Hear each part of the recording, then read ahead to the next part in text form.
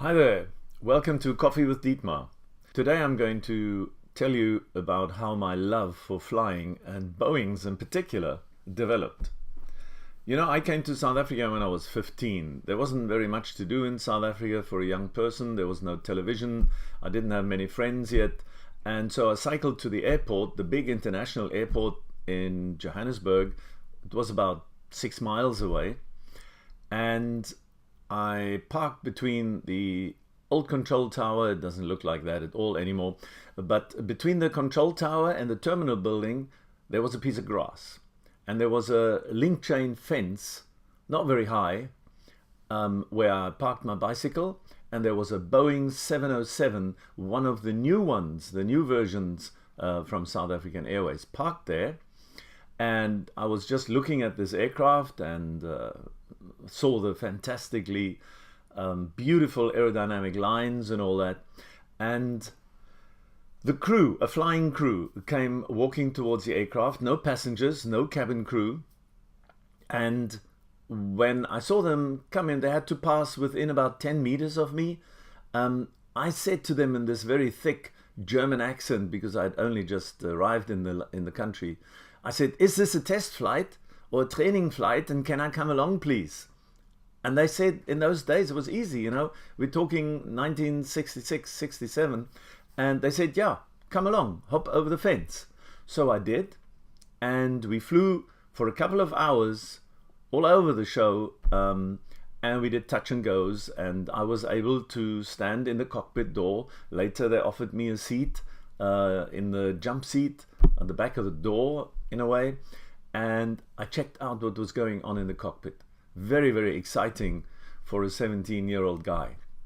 So we did many touch and goes. It was very exciting to see how the pilots were sweating it, trying to keep this Boeing 707 on the center line, and of course they always made it. But when we landed again, I was so excited. I was there the next Saturday again, and the next Saturday, and the next Saturday. And of course there were not flights like that every Saturday. But whenever I was there and the Boeing was parked there, I knew I could ask the question again. Is this a training flight? Can I come along, please? And in the end, I did this for about, I think, 18 months, something like that. And I must have flown about 15 or 20 times. I do not recall that. But I remember once coming home, and I came home very late in the afternoon, and my mum asked me, "Where have you been all day?" Remember, this is the days before cell phones.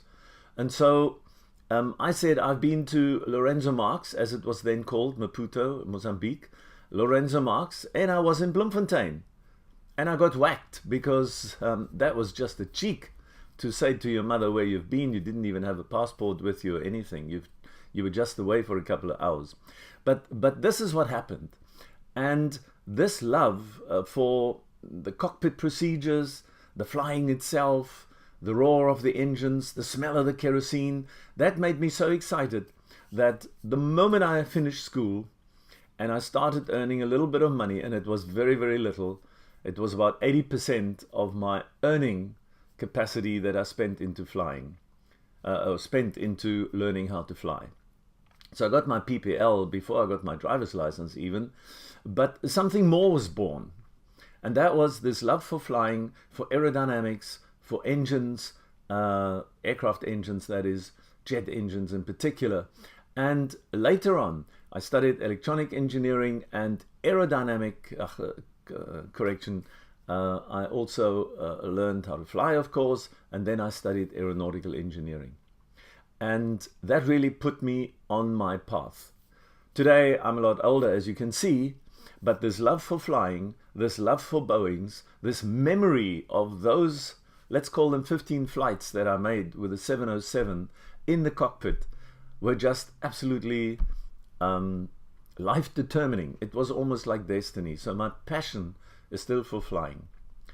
But what I really want to share with you, what came out of that, is the insight that all you have to do is ask.